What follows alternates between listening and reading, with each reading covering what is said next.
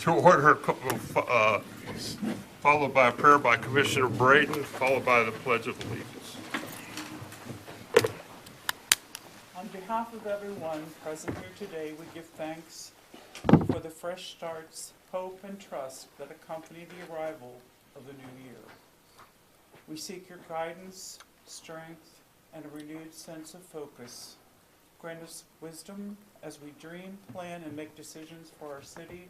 Assist us in working together as we endeavor to serve our community. Amen. To the flag of the United States of America and to the republic for which it stands, one nation, under God, indivisible, with liberty and justice for all. All right, welcome everybody to the first meeting of the new year. Hope everybody had a great Christmas and a very prosperous holiday, and hope you have a very prosperous 2026 moving on. So we'll start out with the approval of the minutes from the December 10th, 2025 Commission meeting. Do I have a motion to approve by Commissioner Murray, second by Commissioner Braden. Roll call vote, please. Commissioner Murray? Yes. Commissioner Braden? Yes. Mayor Bell? Yes. Commissioner Merritt? Yes. Commissioner Kronborg? Yes. All right, we have a guest in the audience, and I'd like to invite Commissioner Kronborg to discuss a proclamation on behalf of Jerry Halpin. Sure. Dennis, yeah, step up here. I want to step out here if that's okay.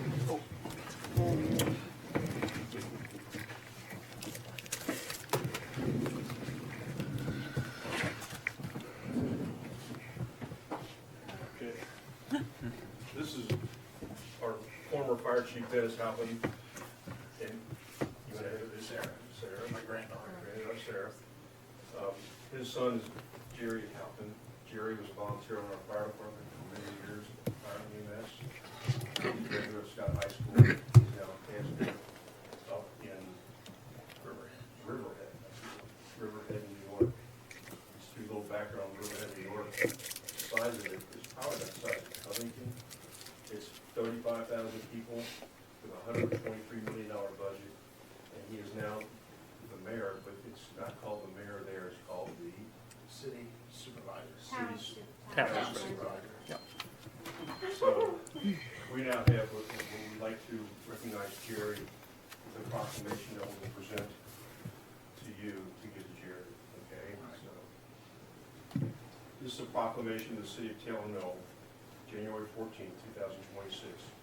A proclamation of the city of Taylor Mill, Kentucky to honor and celebrate Pastor Jerome Jerry Halpin.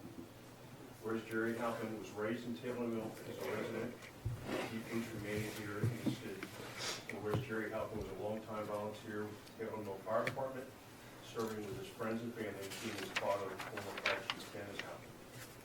And whereas through Jerry's life, That's the kind of stuff I'm talking about. Jerry is a part of a public servant with the purpose of betterment, to better the conditions of his fellow man. And whereas Jerry has worked in nonprofit leadership for more than 30 years, including 22 years as pastor of North Shore Christian Church. And whereas Jerry decided to enter politics in his hometown of Riverhead, New York, and ran for a position of town supervisor. And whereas as a political novice, Jerry was able to unseat his political opponent by 37 votes. And whereas Jerry plans to lead his administration through solution-driven conversations. And whereas the city of Taylor Mill extends its congratulations and best wishes to Jerry Halpin on this significant accomplishment. And now, therefore, be resolved that the mayor, commissioners, and staff of the city of Taylor Mill extend a proclamation to Jerry Halpin with all the appreciation and honor he deserves. Signed and adopted this 14th day of January 2026, Daniel L. Bell, Mayor.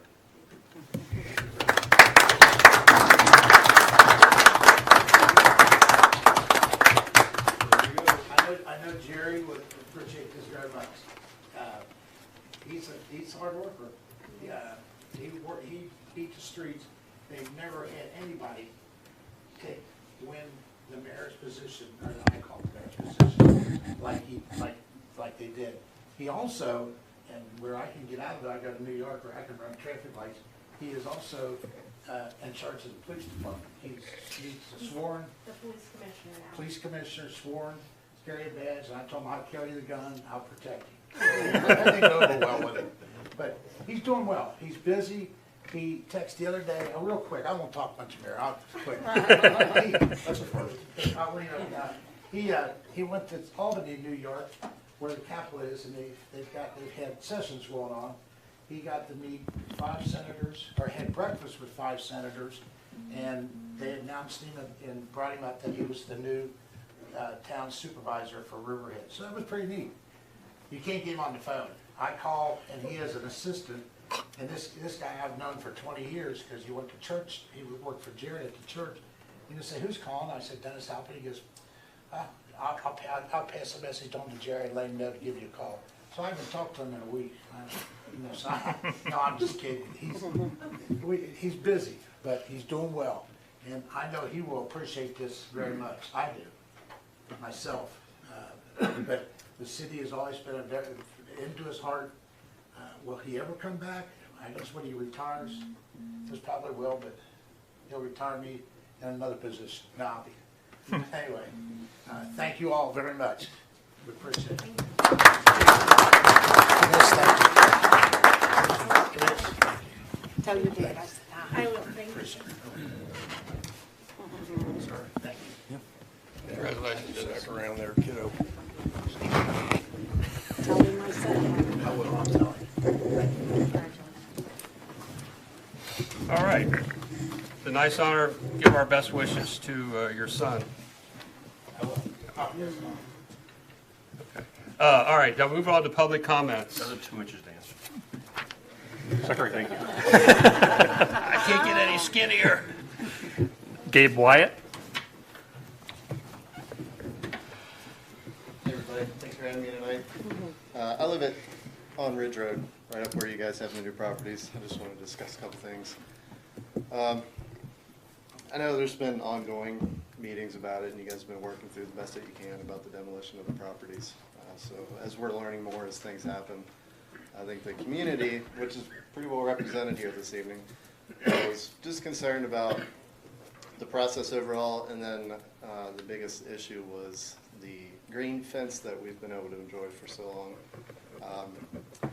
I don't want you to misunderstand my meaning. We realize that we can't necessarily halt progress. That's not what I'm discussing, but through the transition period where you start to do the demolition and then get the property for sale or listed or whatever that's going to look like as we go through this, we would love to be able to see some of that remain.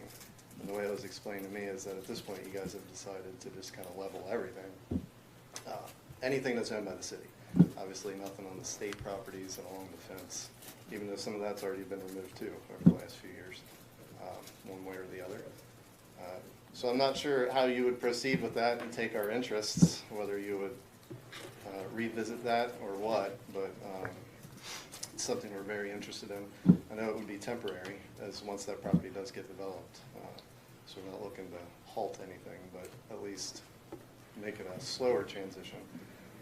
To the same point of the properties that you're going to go to, I guess around maybe 5 years ago or so, the zoning had changed as well. I know initially when everything was proposed, and we're going back well over a decade ago, it was the districts of Taylor Mill, and we were Zone 5, and it was going to be the hospitality district, and then at a certain point in time we changed over to the downtown gateway, and I'm sure you're all way more familiar with it than I am, but that was our concern as well. Obviously, whether it goes one direction or the other, whether we're talking about some of the properties that can be put there as far as liquor stores, check cashing places, payday lending, I don't know that that really would enhance Taylor Mill, let alone necessarily raise the property values for those of us that do have that there. I know most of the folks, as far as I'm concerned, aren't necessarily interested in selling and moving right now, but to the same point, we're also not interested in seeing our property values decline because we can't have a cohesive area depending on what businesses are brought in now that might inhibit future planning later. I know that it's a myriad of properties, so there's no way to know. We have no idea. I'm sure some of you may already have an idea, but we would definitely like, if we have to at some point move, sell our homes. And it's a great neighborhood. Like, I think we're probably the newest ones, and we're in year 11, so it's been goes back there forever. With the privacy that we have, even being as close to everything that we are, it's really afforded us the luxury of feeling like we have a small community, but I mean, you know where we are. I mean, we're smack dab in the middle of everything, but it doesn't feel that way right now. And when you talk about not just us, we're kind of out on the end of open anyway, but the people back further, or I guess further to me, but on the way into the neighborhood, I think it would really impact them more than it would us, especially Blair, who couldn't be here tonight. He was planning on attending Bush. He's on the corner at the old schoolhouse, but he unfortunately wasn't feeling too well. I mean, that's like a drastic change for him once those are gone and all that vegetation is gone. So we're just asking that you take that in consideration. You know, the length of Ridge Road and then up Blair's property line as it goes through, if we could leave that at least through the transition period. Part of that is my ignorance, because I don't know what your timeline looks like. It could be that that land sits vacant for a few years. I mean, we don't know who or what's going to come in and what your future plans are. My opinion, that I haven't discussed them much with them, is that, you know, if the property values are going to raise, and it seems like, again, you can't halt progress, it's going to happen eventually. Those properties should be looked at as an investment and taking our best interest into what can go there and what can go there in the future alongside of those businesses that you're going to put in there now. I don't see a whole lot of benefit in outlot properties going in first. It's typically the other way around, and I know that's difficult, the logistics of multiple residential owners and how you would develop something like that. As a whole, I'm not sure how that would look, not my forte. But when you do look at successful communities that have been able to provide a walkable community with good mixed use, that initially seemed to be how this was viewed when the original plans came out of the districts.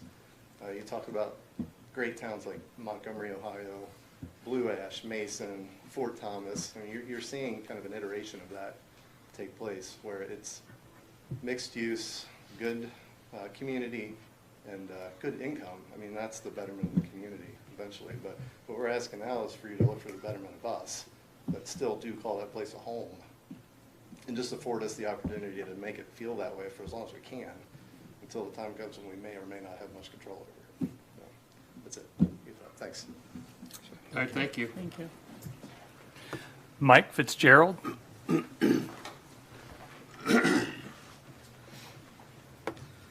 I'm Gabe's neighbor, but I don't really have the direct impact that some of my other neighbors do. But I did want to offer at least a couple of comments on the last conversation that we had here prior to the new year. First off, I want to thank you guys for the level of transparency that you've had, and including us in the discussion to the extent that is responsible. We do appreciate that. And I'll just echo some of my neighbors' comments about, you know, greenery. You know, we talked, I think, the last time that we were in this room about the properties that the city was purchasing, and that the city was perfectly didn't really have a good understanding about what the future would hold. And I'm not going to stand here and speculate about what that might be either.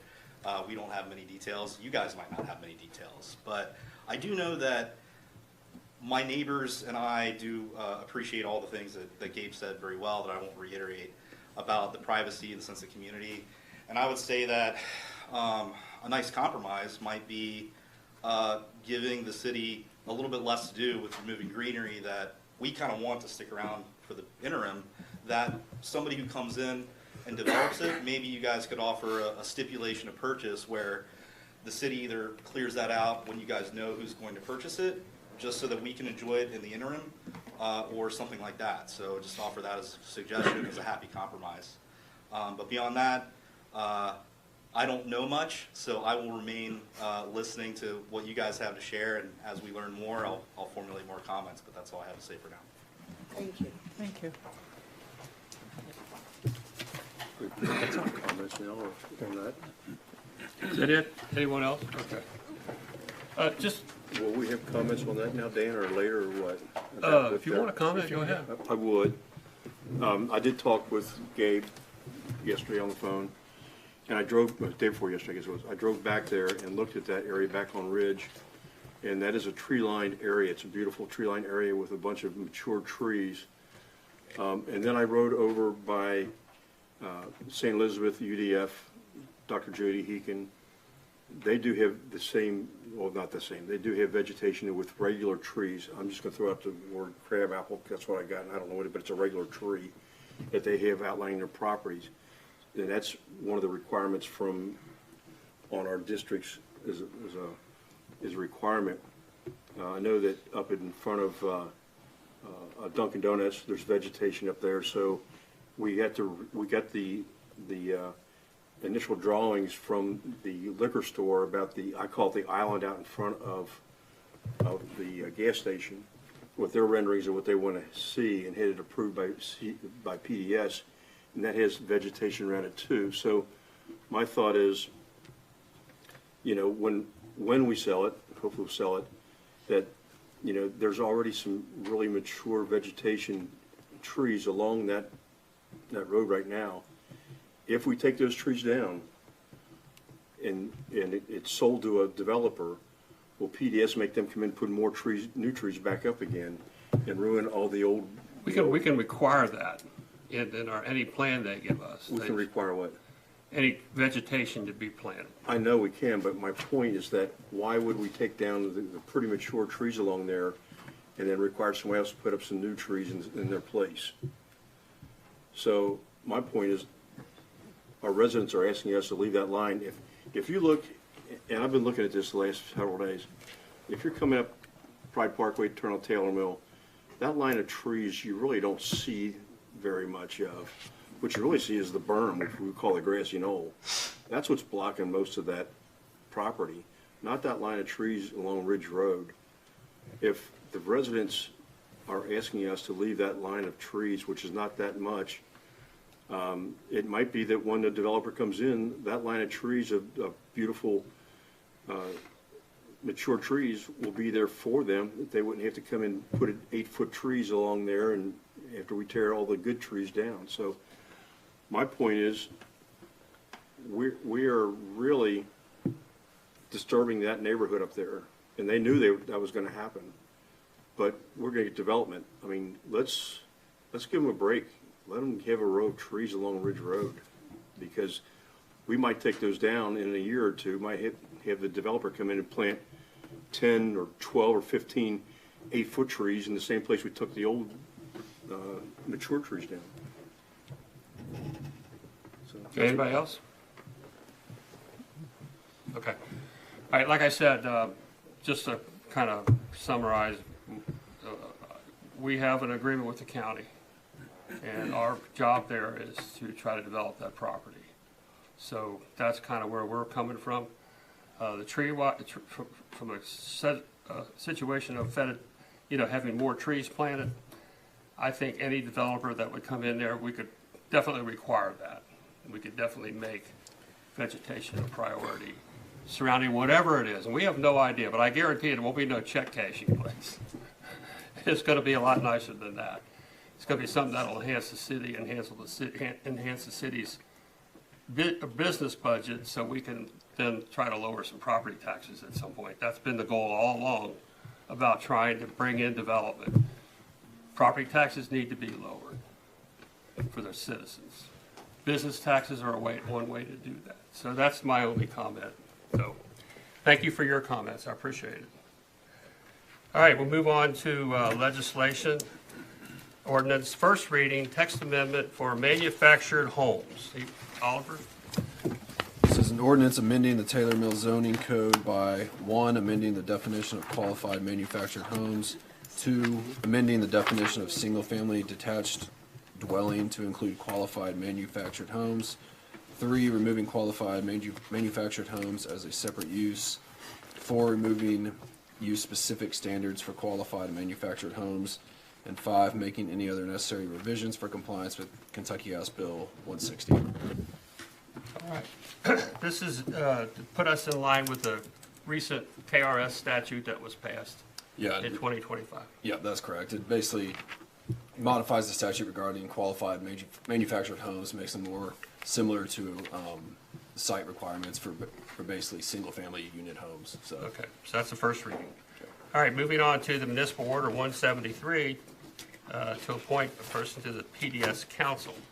So I don't know where, need discussion here. We where need to were know we with that Who's discussion? volunteering to be our representative on the PDS board? It currently is Commissioner Braden with no alternate. Commissioner Braden, would you be willing to? Well, I was Allow going us to to wait and see reappoint. if someone else was interested, because I don't want to always be the person. So if someone else is interested, speak up. I'll gladly be the alternate. You know, my work schedule makes it difficult sometimes to make meetings. So I'll gladly be the alternate. Are you interested? Then I'll make a motion, we appoint. Well, I've done it too. Yeah, I've done it. No webpage. I'll make a motion, we appoint Rose as the alternate. So Rosemary is Caroline the is- alternate. Caroline, Caroline is the- you're the representative, is that right? Well, I was waiting to see if anyone else was interested, but it Nobody's doesn't sound like it. I already do two committees, so, Okay, I mean, I do KLC. I believe you. So Commissioner Braden, will you take the Okay, position, and then Commissioner Merritt as the alternate? Yes. And is that your motion? That's my motion, yes. PDS is a very important part of what we do in the city for any kind of economic development. All those things go through there, so we need to be able to have a representative on that. All right. So let's. Got a motion. So we have a motion I'll from second it. Commissioner Murray, Right. second by Yeah. Commissioner Merritt on the appointments. Roll call vote, please. Commissioner Kronborg, Yes. Commissioner Merritt, Can I vote on that? I don't think Her we can. appointment. On myself, an appointment? I don't think so. Dan's got a second, Dan Murray's got a Okay, second.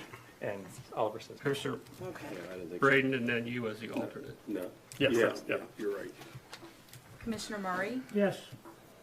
Commissioner Braden, I think I have to abstain. Mayor Bell. Yes. Thank you, guys. Okay. So that's roll call vote.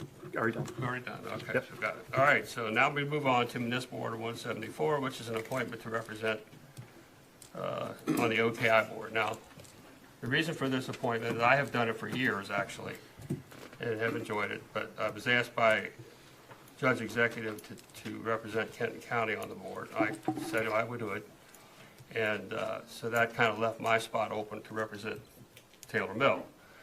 Now, some of the things you can do when you're on the OKI board, there's only 4 meetings a year for the board of directors, but you can also bring opportunities to the city. You can, like the sidewalk is a perfect example of that.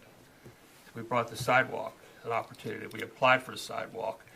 We got the grants. Now, I understand it's not done yet, so that's another story in itself. I'm going to blame that on Sean, not really. I'm sorry, Sean. But, I mean, there are opportunities that come available to the city. A sidewalk program is one, most recent example. So I could also help Taylor Mill as well, being on the county board as well, being representing the Kenton County on that board as well. So if anybody else would like to do the Taylor Mill spot, I don't know if they'll let me do two. I don't know. You can't. Huh? You can't. Yeah, that's what I we thought, discussed yeah. that, yeah. So, but of course, I'll be there anyway, so.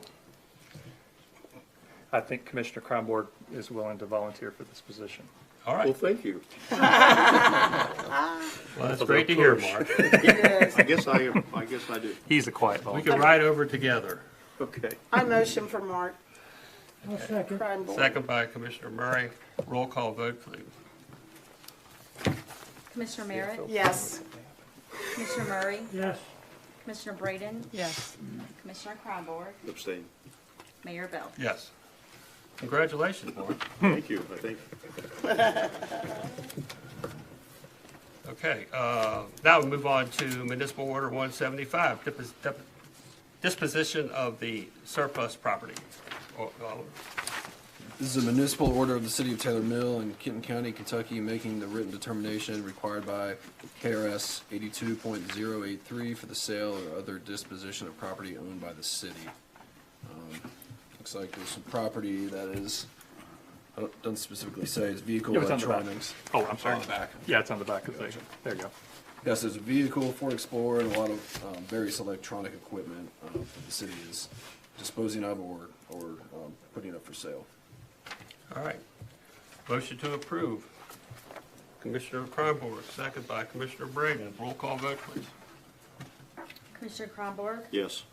Commissioner Braden? Yes. Commissioner Murray? Yes. Mayor Bell? Yes. Commissioner Merritt? Yes. All right, now we have Resolution 395, accepting the KIA grant for the Locust Pike Sewer Study. Do you want to talk about that, or is Oliver? Jack is on there. Yeah, go ahead. Oliver? I wasn't able to meet with Jack before this, so this is new to me today. Well, Okay, let so it's Brian basically, so the city was given a grant from Kentucky Infrastructure Authority to basically do a sewer study for the Locust Pike area to see if there's any interest in the parties and SD1 to sewer the area. They gave us $500,000 to do that study. We hired a consulting firm through Verdantis, and they've been working with the different parties to see if that is a feasible option. And this is basically saying that we accept that money to do that study.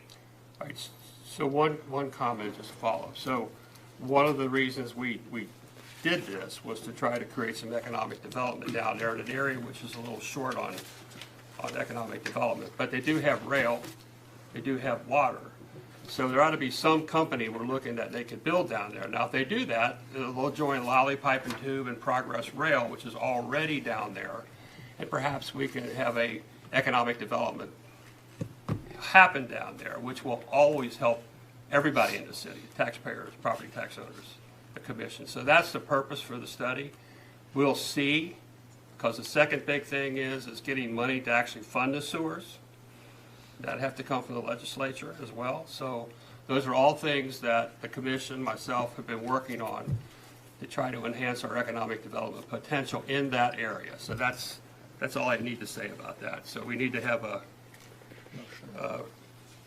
vote on Yep, motion and vote. Resolution 395, motion to approve. Commissioner Merritt, second by Commissioner Kronborg. Roll call vote, please.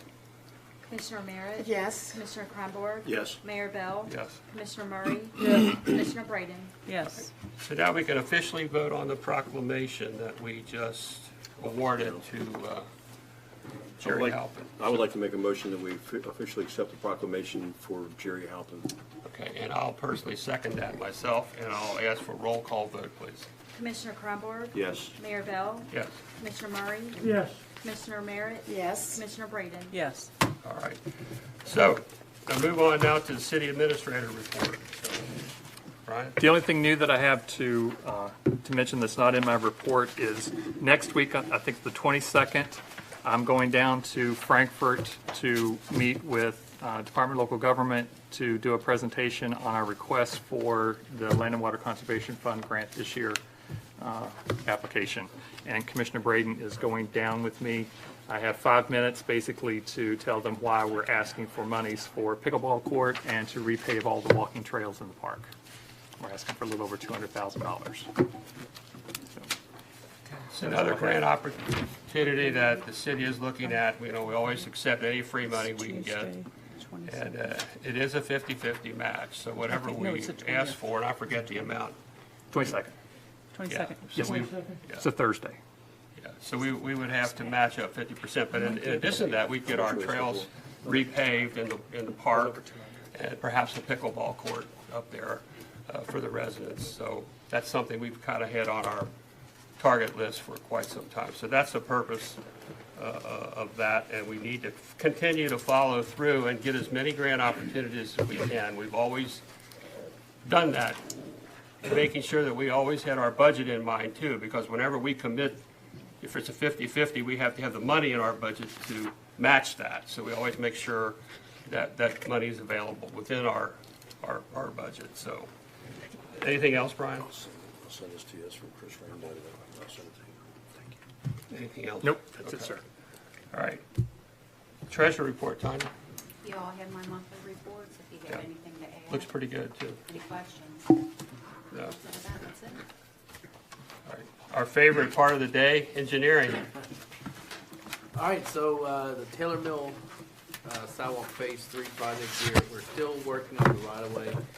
There's two property owners that we've been having back and forth negotiations. One is a business owner, and our right of way consultant is looking to make contact with their attorney this week, so hopefully that can get resolved.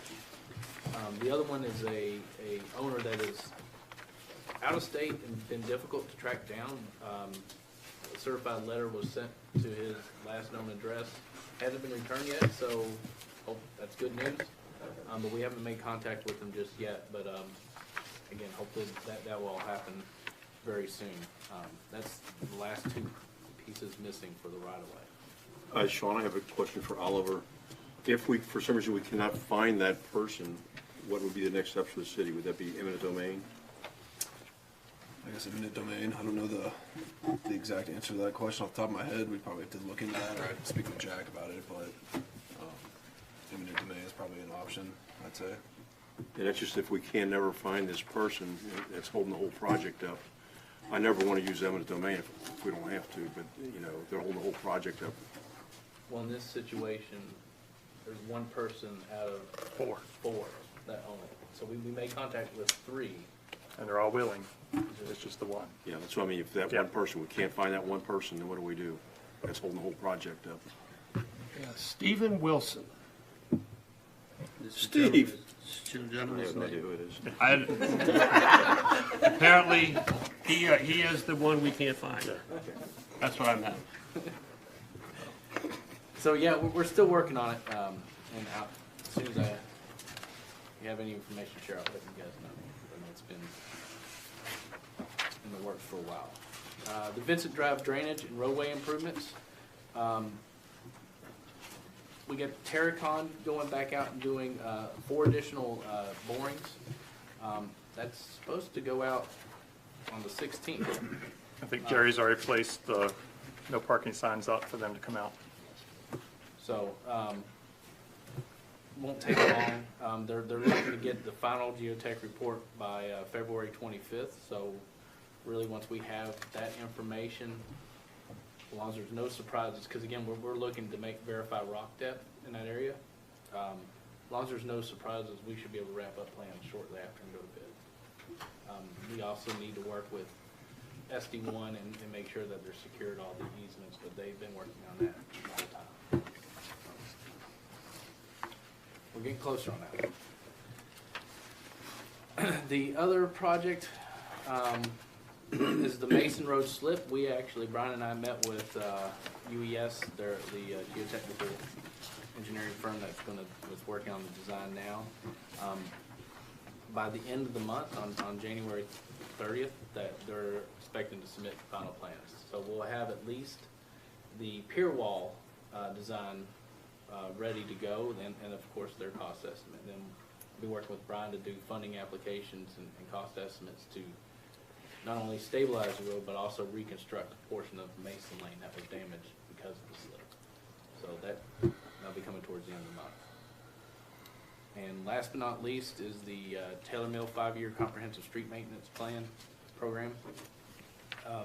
Still been working with InfraHub. That's the team that the county hired to do all the road assessments and come up with a database, basically a GIS database. So I'm working with their team to massage the information that they have so it's usable to help create a 5-year maintenance plan. So they have a lot of really good technical information. It's just not shown or presented in a way that we could use it to like create cost estimates. They have the information there. They just have to sort of rework the data, and I'm helping them through that process. So hopefully that'll be done by the end of the month. They said they're working on it when I asked them about it last week, I believe. And that's all I had. I had a question. When do you look for them to start asphalt? Oh, under the 2025 program, I would say, I mean, that's the only thing they're missing. So probably sometime in April, maybe. That would be the earliest I would have guessed, just because April? that's when the weather starts to break. How are you on that list? How are you been? No, we're not. Oh, on the new list? Yeah. Well, you guys, it'll be on there when you guys Approve. put it on there, yeah. But yeah, that's my guess. I can reach out to them and see if they have any more solid plans. Generally speaking, April is usually when the plants reopen. Okay, so just to mention, on the Mason Road slip, on behalf of the commission, I've asked Senator McDaniel if he could possibly provide us with some support for that fix. Because it's a $450,000 geotech issue. That doesn't count the paving of the street after the slip is finished. So we'll see what happens. It's in this legislative session where they fund those types of things. So I've asked him to consider it and see what he can do to help us provide some dollars for that slip on behalf of the commission. And he didn't say yes or he didn't say no. He kind of looks at things and goes, well, we'll see. You know, so hopefully we can get some dollars from the state to help fix that. Well, he's head of the Appropriations Committee, so if anybody can help us, it'll be him. That's exactly right, and that's why we thought we'd put that through him, and that's the best thing. So he's been very gracious enough. I might remind you that he helped us with the Wilson Road fix, or excuse me, Wolf Road fix, and he's helped us with the sewer study money we received to try to push that along. So he's been extremely helpful in Frankfurt for the city of Taylor Mill, where, by the way, he was born and raised. So that doesn't hurt us to have him actually from Taylor Mill. So we appreciate all that. All right. So fire, Dan? Chief, you wanna take it? Sure. Struggling a little bit. Not a problem. For the month of December, we made a total of 79 total calls, 59 EMS calls, 20 fire calls. Mutual aid given, 1 to Covington, 1 to Fort Wright, 6 to Ryland. Out of the EMS calls, 17 were ALS, 10 were BLS, with 27 total transports. That's all I have then. Do you have any other comment? No? Okay, I know Jack's not here, so I won't call on legal counsel unless you have something. I don't have anything. Okay. Parks and Recreation, Commissioner Braden. I really don't have anything. I'm going to let Christie take it. She's got a couple of things coming up. Christie, you want to? Kind of in the still quiet season right now, but March 28th we'll be here before you know it with the Easter egg hunt. And the rain date back up, which will be April 4th, but we don't want that. And then the shred event, it got pushed back to May the 9th. It will be back here on the city's campus and not at Pride Park. If you'll recall, last year we had to have it at Pride Park because of all the construction that was going on. So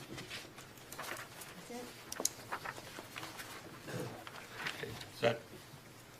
Is that it? That's it. All right. Police, Mr. Cranborn. Thank you, Mayor. I really don't have anything else to turn over to the chief. I know you'll be getting a new cruiser in the next couple of weeks or so. So, you guys have my report. If you have any questions, I'll be happy to answer it.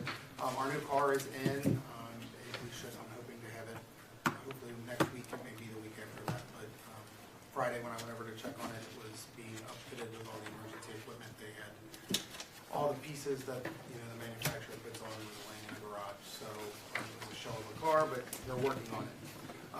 I know I spoke to Commissioner Kronborg earlier today, and I told him that I didn't have anything else to add, but just as a kind of overview, we ended the year with 17,502 CADs created. That's contacts that officers have made with people to include 911 calls that are received. So they had a pretty busy year. It's no secret. We had a pretty eventful last couple days of the year. We did have a home invasion robbery.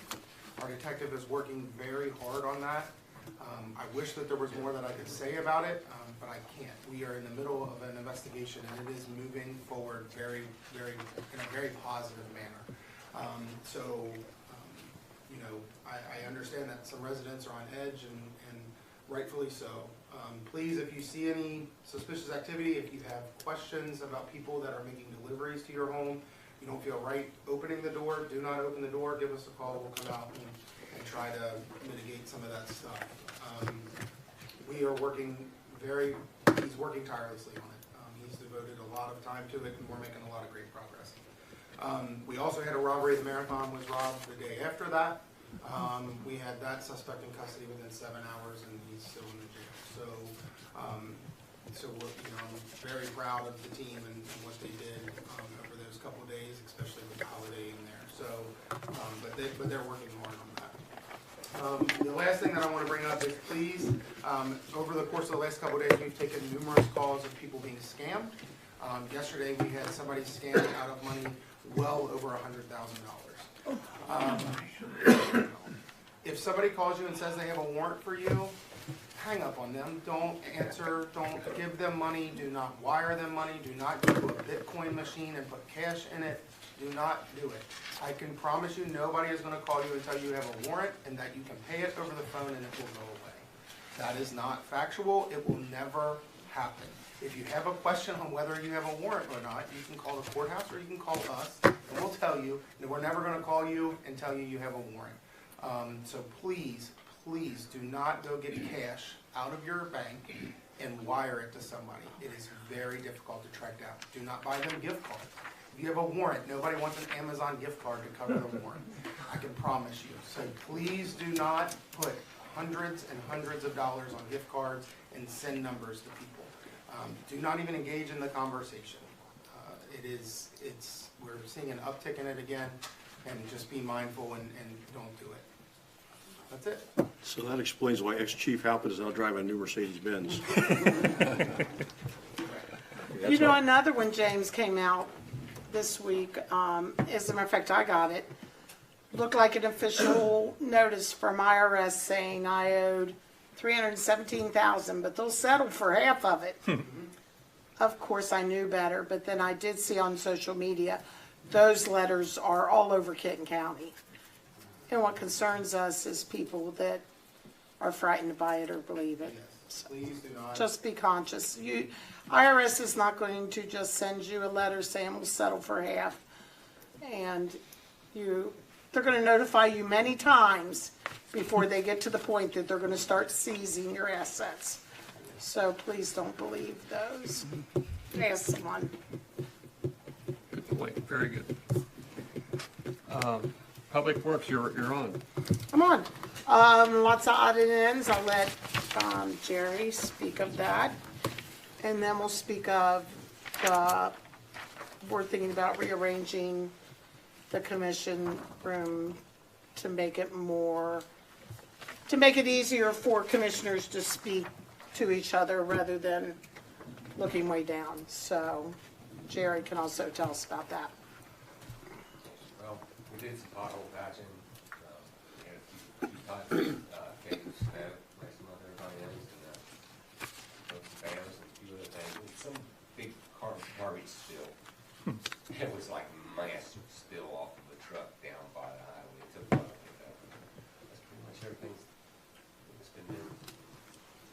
You want to ask about the council, how The plan that you guys had. We got a plan in Yeah, our you guys, packet. are you guys happy with it was just sort of kind of an FYI to you guys to get your feedback. I was gonna save that for your caucus, but It doesn't matter to me. are you happy with the plan? I think it's fine. Want to show it to the public? Yeah, if you want to. So we'll have a U-shaped council instead so that commissioners can actually speak. It is very difficult when Caroline's speaking at the end or I'm speaking at this end, even though I think I'm probably louder than Caroline. It's hard to hear. Well, and sometimes people speak facing the other direction, and I'm like, I'm here, down here. Long overdue to get this done, so that's my comment. Okay. And we'll take that up at the caucus meeting. All right. So with that being said, a couple special announcements. Our next caucus meeting is January 28th at 10 a.m. here. The next commission meeting is February 11th at 7 o'clock as well here. So with that being said, any final comments from the commission? I'll call for a motion to adjourn Motion. by Commissioner Kronborg, second by Commissioner Braden. All in favor, a voice call vote. Aye. Aye. Opposed? Seeing none? Adjourned. Kentucky's still playing, so we watch Kentucky. Right. Oh.